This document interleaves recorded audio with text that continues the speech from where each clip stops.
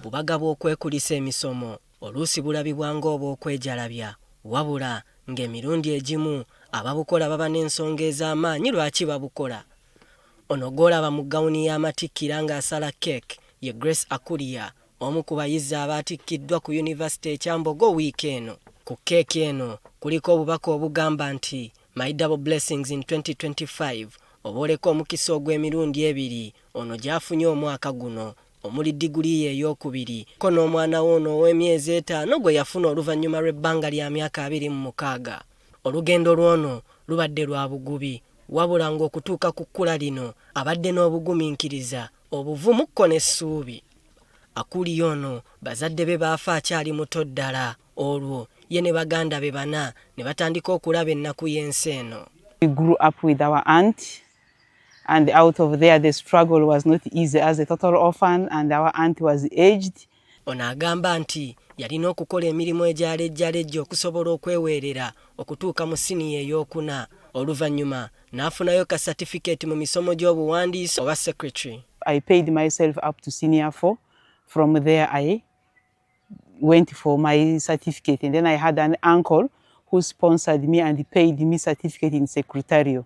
Ng'awezezza emyaka 2 Akulia yasalawo okufumbirwa asobole okufuna ku mukwano gwe yasubwa olw'abazadde be okufa ng'akyali bbujje. I didn't got love because we lost all the parents. I had no love. I didn't know. So I felt if I get married, I will sit down and I will start producing children, and I will I will feel that love which I missed. Wabula ono ky'atamanya nti ate obulamu bw'alina enteekateeka endala. 2 years, nothing. 3 years, nothing. Before the 3 years, I started going for medical checkup.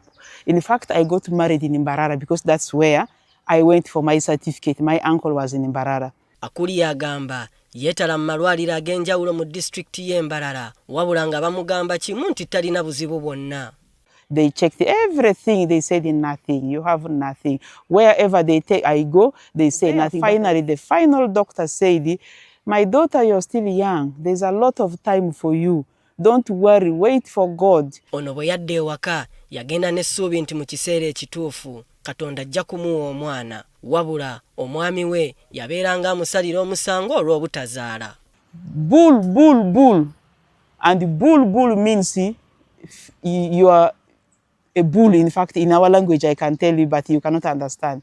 Bull, bull, bull means I'm a bull, a cow, I can't give birth. Akulia agamba nti yatuuka n'afuuka emboozi y'ab'eŋŋanda ne bakozi banne abaamujereegereranga olw'embeera eno. People could come and touch my stomach. You also, what is the problem of you? Why don't you produce? Even in the workplace, the same thing. Omwami we yagaana okwekebeza ng'ali ku kimu nti mukyala we yalina ekizibu. I explained to him what the hospital need from me and him. He told me, nonsense. I don't want you to put me in your issues of childbearing. Mu kitundu Akulia gy'asibuka omukazi obutazaala afuuka ekivve oba ekisekererwa mu banne era ng'obuzibu bwonna babunenyeza ye. What I went through, it was total mess. I went up to the extent of dressing like almost a mad person here, and nobody will talk about me because I was now stressed. I was depressed. I didn't want anybody to move near me. Embeera eno yamutuusa mu kwennyika era mu kuyaggayagga gye yagwira ku bakazi abaamusendasenda okugendako mu basawo b'ekinnansi basobole okunogera ekizibu ky'eddagala. This man told me to face to the wall and touch the wall 7 times. And then he said one hand is slapping the wall and one hand should slap behind me. And I should not look behind, but I should continue slapping. Now, to my surprise, on my first slap, and I slapped behind, I broke his rule. Why I broke the rule? Because I realized this hand of mine touched something like a human being. Now, when I turned to him, I saw his manhood was all out. Oluvannyuma Akulia yaddamu emisomo era nga gino gye gyamukkakkanyanga ku birowoozo ebingi. Ku Yunivasite Kyambogo ono yatandika ku diploma n'oluvannyuma n'asoma degree. Akulia agamba nti omwami yalabika nga yali ategedde ekizibu kye kubanga yatuuka n'afuna omukazi omulala ow'abaana oba oli awo asobola okwebuzabulizaawo. We wanted to take all the assets which we developed with him for these 16 years. So the police helped me in, the elders helped me, the municipal helped me, and the assets were divided. Oluvannyuma lw'okwawukana n'omwami we, obulamu bwa Kulia bwatandika okwonooneka era wano we yakizuulira nti alina ebizimba mu Nabaana. Ono agamba nti yavangamu omusaayi okumala ebbanga ng'oluusi asobola n'okutwala omwezi mulamba mu mbeera eno. The stomach was big and I thought it is just too much of a fatness of our, but I could feel something playing like a baby. Now I was wondering, I'm not pregnant, what is the problem? And the bleeding was too much for me. Essuubi Akulia alifunira ku ddwaliro ly'abakyala eriyitibwa Women's Hospital and Fertility Center eriddukanyizibwa Dr. Sally. I didn't know him. I have not even seen him for the first time. They gave me a number and she directed me to the place. Takezewo ziba zibikedde yeetaaga IVF. Omwami enkwasizo bwe ziba nga ziri wansi nnyo yeetaaga IVF. Omukyala bw'abanga uterus tekola bulungi nga oba erimu ebizimba bingi era yeetaaga IVF.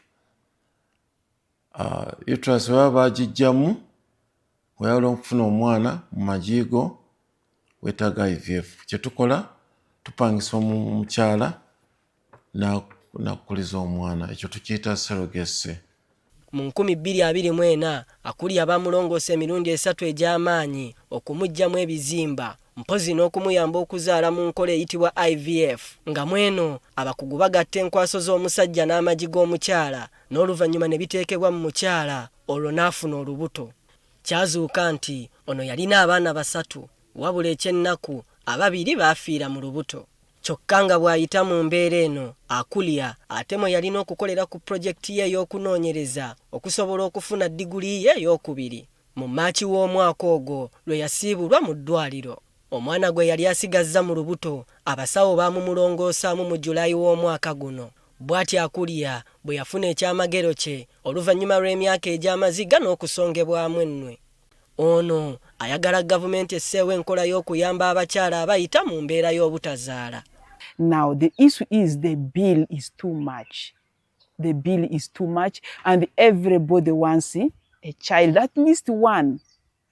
If the government can also consider infertility like any other sicknesses the government has considered. Newankubadde ng'ebirowoozo bitera ne biddayo ku nnaku gye yayitamu, eddoboozi ly'omwana we lyeri mu kkakkanya.